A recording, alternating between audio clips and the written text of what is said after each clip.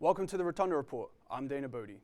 Our top story takes us to a historical night at Lancer Field where the Longwood softball team swept the Virginia Tech Hokies in a doubleheader last night. With the victories, head coach Kathy Riley reached a new milestone as she has now led the Lancers to an incredible 601 wins in her 19 years in Farmville. Riley entered this season as one of the most winningest coaches in all Division I college softball. Her team is now 21-15 this year and returns to the Big South Conference play this weekend. We spoke with Coach Riley to discuss last night's wins as well as her career. Now to Longwood men's tennis. It was the end of a promising first season for the new head coach Pierre Tefelsky. The Lancers went out in the first round of the Big South tournament to Radford, but came away with a 7-15 record overall. Unfortunately for the team, they're still looking to capture their first Big South win, and will have to wait until next year to go again.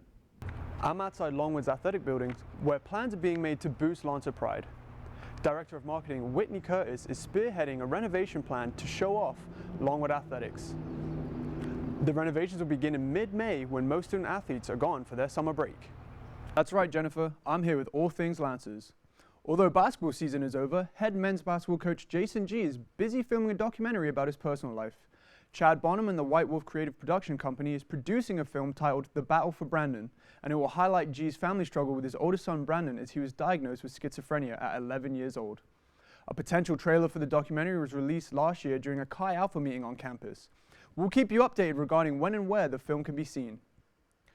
Baseball was able to pick up their 7th consecutive series opening win, but fell a high point over the weekend.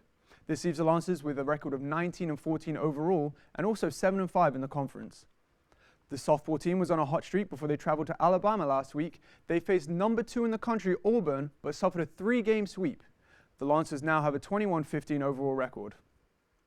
And women's tennis will face Radford in the first round of the Big South tournament at Liberty on Friday. They will be going into the tournament with a 2-7 conference record. And it's back to you, Jennifer. While the softball team sits in first place in the Big South standings, Longwood's baseball team is making some noise of their own.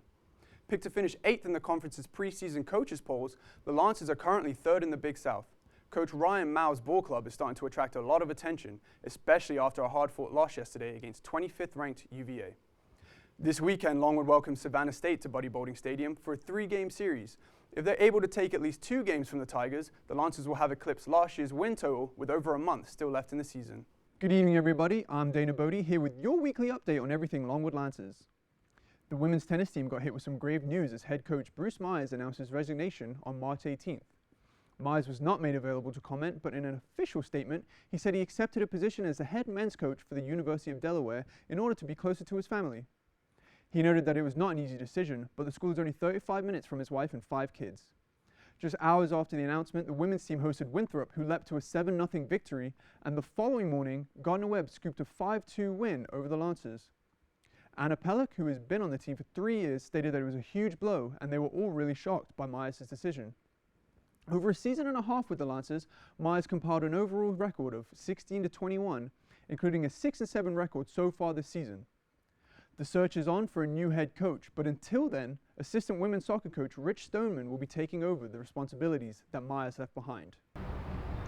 I'm here outside Willett Hall, home of Longwood men's basketball, where, as you can see, construction has already started ahead of next year's vice presidential debate. The construction began at the end of Longwood's regular season, where the Lancers went 10-23 overall. It's going to be a long summer for men's soccer head coach John Atkinson as he prepares to improve on the team's 9-9-1 record. Atkinson's team made it to the quarterfinals of the Big South tournament, where they didn't have enough to get by a strong Campbell team.